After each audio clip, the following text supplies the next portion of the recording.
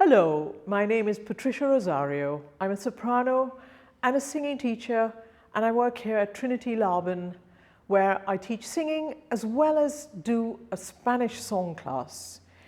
And I hope that you will work on this pronunciation so that when we encounter the song class together, you will be confident and enjoy the music. The secret of good Spanish is to keep the vowels short. They're short and pure, very acute. So let's go through the vowels now, and I'll give you some examples. I'll also give you time to repeat the sound that I say to you. So we start with A. A, padre. A as in padre. Then we have E as in tengo. E, tengo. I, fin. I as in fin. O. Actually, that's even shorter. Try it. O. Foto. Foto. U as in gusto. Gusto. Now we come to combination vowels. Often you get two vowels together, and they are usually pronounced equally. So we have U and E. U, e, ue. Bueno. Ue, bueno. I and E. Ie. Bien. I, E, ie, bien. E and U. Au. Au as in trauma. Trauma. E and I together. A. A as in seis. Seis. A and I. I as in bailar. Bailar. E and U. Eu. Eu as in deuda. Deuda. O and I, or O and Y. This similar.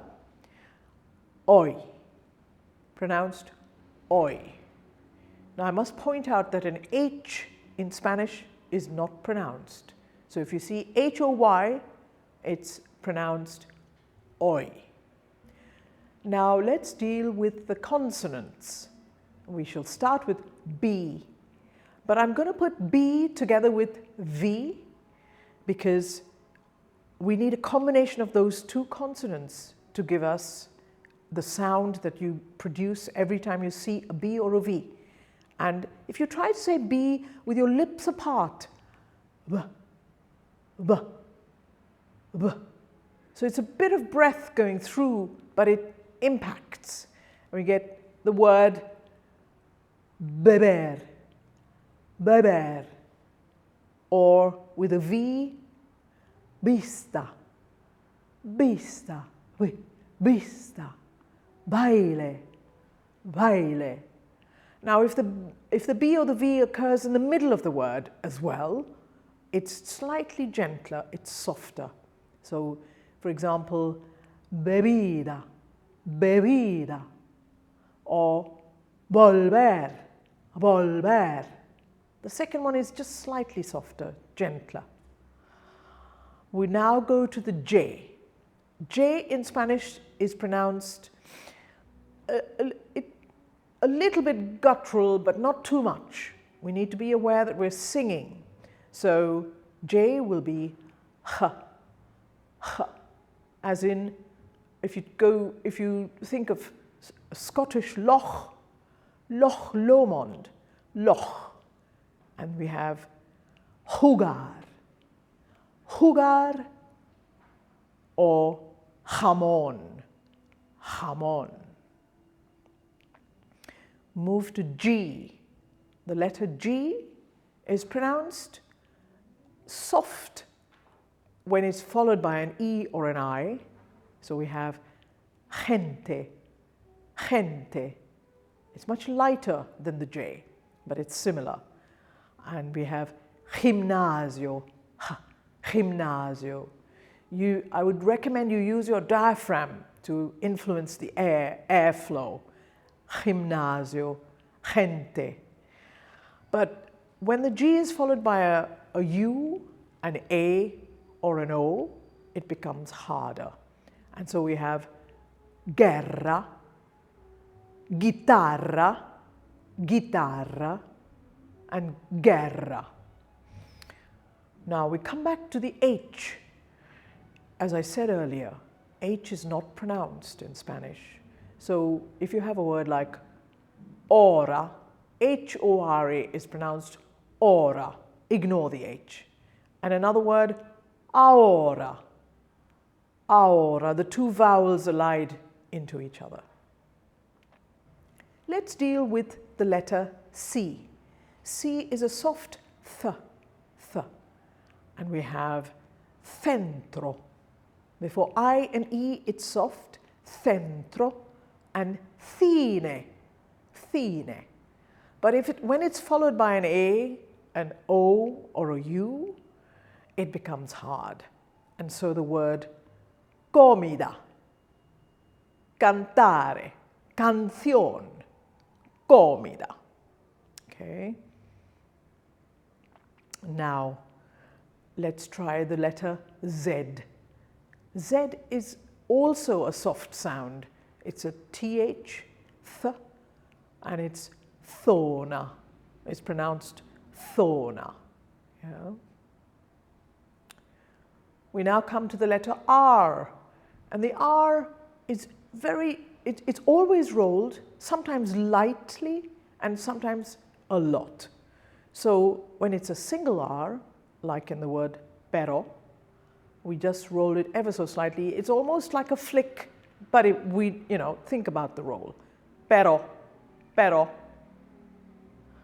And then when you have a double R, you need to roll it quite a lot.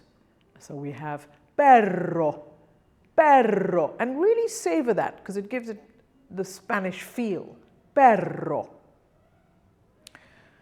Double L. Double L is pronounced j. It's like a Y, but it's very heavy. It's a combination of a J and a Y, I think. J. So we could try a word like llamar, llamar. Okay. Takes a little getting used to. Llamar. N with a tilde becomes ñ. Ñ as in mañana. Try that. Ñ as in mañana. Finally, we have W. Now, W is not, it doesn't occur in Spanish, but it does occur in imported words. Words like whiskey, and if they use the word water, which they don't normally, but in modern Spanish it can be used, but it's very heavy, and so it's almost like a B, butter. For water, they'd say water, water, or whiskey, whiskey, very heavy. So we've dealt with the vowels and the consonants, and I would just like to talk about the stresses in the language. Rule number 1, if a word ends in an N or an S or a vowel, then the penultimate syllable is stressed. That's the second last syllable in the word. For example, patatas, patatas, or cenan, cenan. And here's a longer word, recepcionista, recepcionista. Rule number 2, if a word ends in another consonant other than N or S, then the last syllable is accented. And a lot of verbs would qualify for this, like comer, jugar, and bailar. So I'll say that again, jugar, comer, bailar. The third and final rule is if rule 1 or 2 don't apply to the word, then an acute accent is placed on the syllable that needs to be stressed. So, for example, recepción and inglés. And I think that should help you with your Spanish pronunciation. I hope you are able to understand it all and practice as much as you can and enjoy some Spanish repertoire. Thank you very much.